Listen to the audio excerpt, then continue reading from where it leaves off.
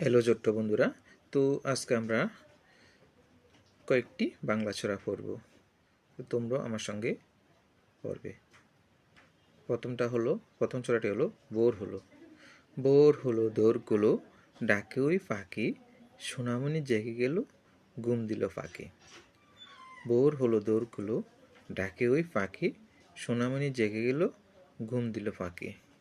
এরপরের ছড়াটি হলো আমরা দুটি ভাই, শিবের গাজন গায়, ঠাকুরমা গেছেন গো আকাশি, ডুগডুগি বাজায়।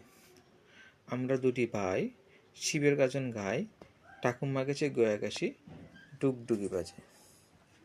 এরপরের ছড়াটি হলো খোকা যাবে শ্বশুর বাড়ি, সঙ্গে যাবে কে, ঘরে আছে হুড়ো বিড়াল, কোমর বেঁধেছে।